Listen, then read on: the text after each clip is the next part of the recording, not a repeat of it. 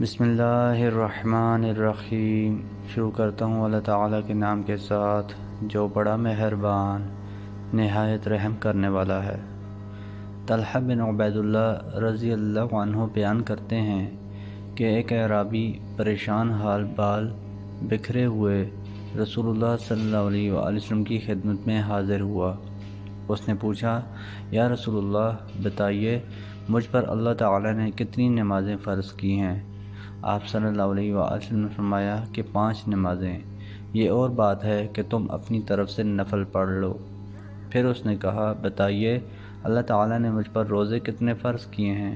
نبی کریم صلی اللہ علیہ وآلہ وسلم نے فرمایا کہ رمضان کے مہینے کے، یہ اور بات ہے کہ تم خود اپنے طور پر کچھ نفلی روزے اور بھی رکھ لو۔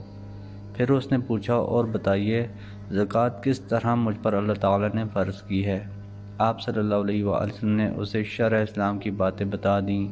جب اس اعرابی نے کہا، اس ذات کی قسم جس نے آپ صلی اللہ علیہ وآلہ وسلم کو عزت دی، نہ میں اس سے جو اللہ تعالیٰ نے مجھ پر فرض کر دیا ہے کچھ بڑھاؤں گا اور نہ گھٹاؤں گا، اس پر رسول اللہ صلی اللہ علیہ وآلہ وسلم نے فرمایا، اگر اس نے سچ کہا ہے تو یہ مراد کو پہنچا، یا آپ صلی اللہ علیہ وآلہ وسلم نے یہ فرمایا کہ اگر سچ کہا ہے تو جنت میں جائے گا۔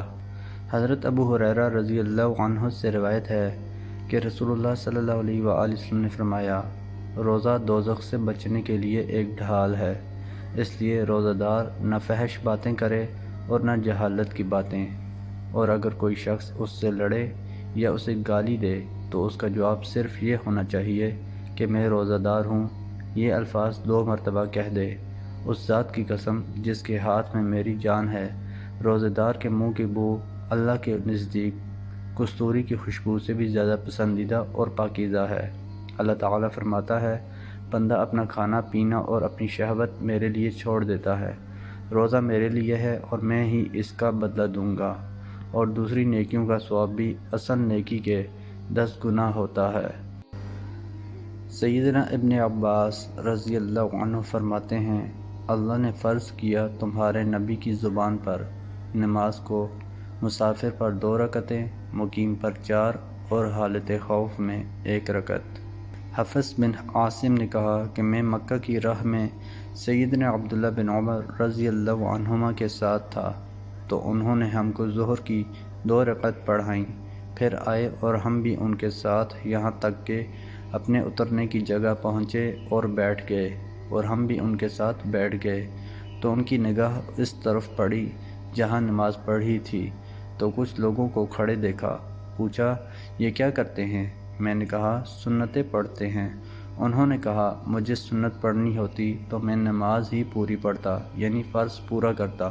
اے میرے بھتیجے، میں سفر میں رسول اللہ صلی اللہ علیہ وآلہ وسلم کی صحبت میں رہا تو آپ صلی اللہ علیہ وآلہ وسلم نے 2 رکعت سے زیادہ نہیں پڑھیں، یہاں تک کہ اللہ تعالیٰ نے آپ صلی اللہ علیہ وآلہ وسلم کو وفات دی، اور سیدنا ابو بکر صدیق رضی اللہ عنہ کے ساتھ رہا تو انہوں نے 2 رکعت سے زیادہ نہ پڑھیں، یہاں تک کہ اللہ تعالیٰ نے ان کو بھی وفات دی، اور سیدنا عمر رضی اللہ عنہ کے ساتھ رہا تو انہوں نے بھی 2 رکعت سے زیادہ نہ پڑھیں، یہاں تک کہ اللہ نے ان کو بھی وفات دی، اور سیدنا عثمان رضی اللہ عنہ کے ساتھ رہا تو انہوں نے بھی 2 سے زیادہ نہ پڑھیں، یہاں تک کہ اللہ نے ان کو بھی وفات دی، اور اللہ تعالیٰ نے فرمایا کہ تمہارے لیے رسول اللہ صلی اللہ علیہ وآلہ وسلم کی چال اچھی ہے۔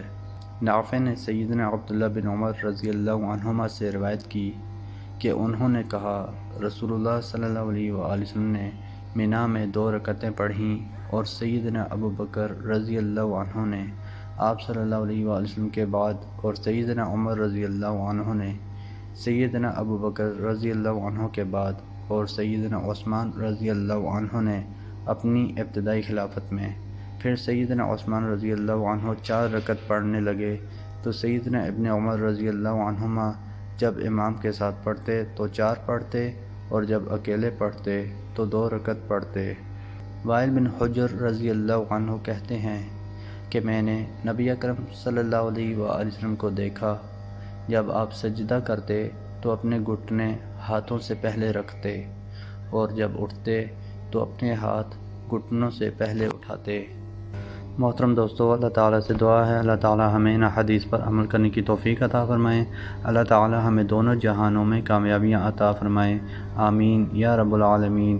ویڈیو کو ثواب کی نیت سے زیادہ شیئر کریں۔ جزاکم اللہ خیرا کثیرا، والسلام علیکم ورحمۃ اللہ وبرکاتہ۔